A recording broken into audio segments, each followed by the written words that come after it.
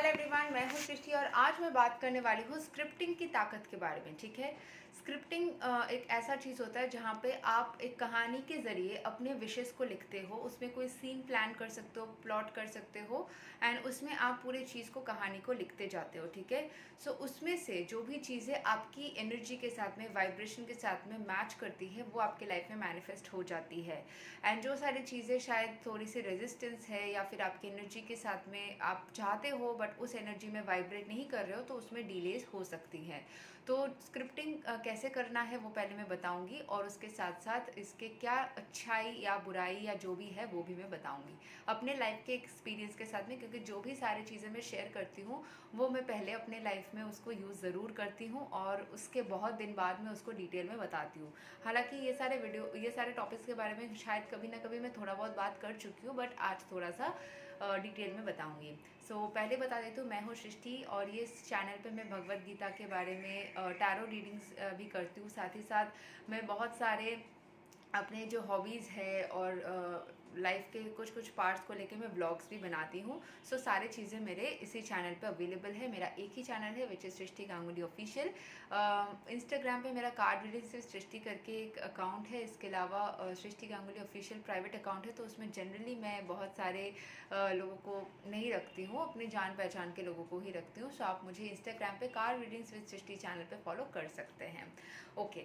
सो scripting क्या है? Scripting एक ऐसा चीज़ है जो मैंने बताया, मैं अपने लाइफ में एक्सपीरियंस के साथ मैं आपको बताती हूँ। जब 2018 में मैंने एक स्क्रिप्टिंग किया था, मुझे एक कंपनी में मेरा कॉलेज ख़त्म होने के बाद जॉब मिला था एंड उसमें मेरी पोजीशन पिछले, जहाँ पे मैं एक्चुअली कॉलेज में रहते रहते ही मैंने बहुत सारी इंटर्नशिप्स की थी। 6 इंटर्नशिप्स मेरे हो गए थे।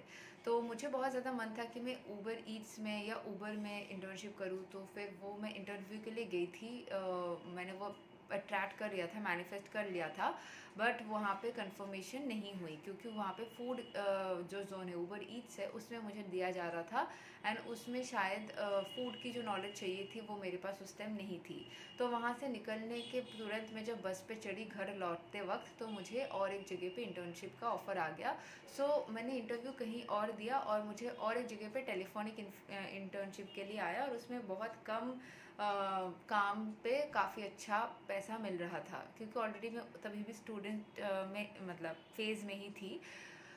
सो अभी क्या हुआ कि मैं जब मुझे उसके बाद में वो इंटर्नशिप चलते चलते ही 1 महीने के अंदर मैंने पहले अर्बन कंपनी जो अभी है अर्बन क्लैप था, उसमें मैंने बिजनेस डेवलपमेंट का इंटर्नशिप किया हुआ था 2017 में। ठीक है। सो वहाँ पे जो मेरे कलीग थे, एक सीनियर लेडी थी, उन्होंने मुझे 2018 में जब ये वाला इंटर्नशिप चल रहा था, उन्होंने मुझे कॉल करके बोला कि एक ओपनिंग है टेलीकॉलर का। तो मेरे घर से बोले कि टेलीकॉलर का तुमको नहीं करना है क्योंकि तुम ऑलरेडी उसके पहले उससे भी बेहतर इंटर्नशिप्स कर चुकी हो, तुम्हारे पास एक्सपीरियंस है। तो मैंने बोला नहीं, मुझे फिर भी जाके देखना है कि क्योंकि मुझे लग रहा है, अंदर से गट फीलिंग हो रहा है कि यहाँ पे शायद मुझे अच्छे प्रोस्पेक्ट्स भी मिल सकते हैं, क्योंकि वो लैक्मी एकेडमी में था। तो मैं वहाँ पे इंटरव्यू देने के बाद मुझे बिज़नेस डेवलपमेंट, फ्रंट एंड, ये सारी चीज़ें, 2-3 स्टूडेंट काउंसलर, बहुत सारे पोस्ट का एक साथ में दिया गया। मनी बस थोड़ा सा लेस, बट मैंने वहाँ पे जॉब करने के 1 महीने 1.5 महीने के अंदर मैंने स्क्रिप्टिंग पे लिखा कि मैं वहाँ पे सेंटर मैनेजर हूँ और मेरी जॉब यहाँ पे परमानेंट है। और साथ ही साथ मैंने अपने लाइफ के कोई डिज़ायर्ड मेरे क्रश थे उस टाइम पे, जिसके साथ में मेरा रिश्ता हुआ नहीं, बट मैंने उसके साथ में कुछ लम्हों को लिख करके कि हम साथ में यहाँ पे काम करते, हमारी बिजनेस है ये वो, साथ में मैंने वहाँ पे सेंटर मैनेजर होने का भी लिख दिया था। तो वो चीज़ लिखने के 6 महीने के अंदर मैं वहाँ पे सेंटर मैनेजर बन गई थी और मेरा प्रमोशन हो गया था। तो जहाँ पे वहाँ पे जो सेंटर मैनेजर ऑलरेडी थी, उन्होंने डिसकंटिन्यू कर दिया, उनके पर्सनल भी इश्यूज़ थे और परफॉर्मेंस को लेके भी बहुत कुछ हो रहा था। सो वहाँ पे मैं बन गई। हालांकि मुझे रिटर्न में उस टाइम पे नहीं दिया गया था, बट बोला गया था डिपेंडिंग अपॉन योर परफॉर्मेंस हम लोग रिटर्न में भी तो आपको दे देंगे।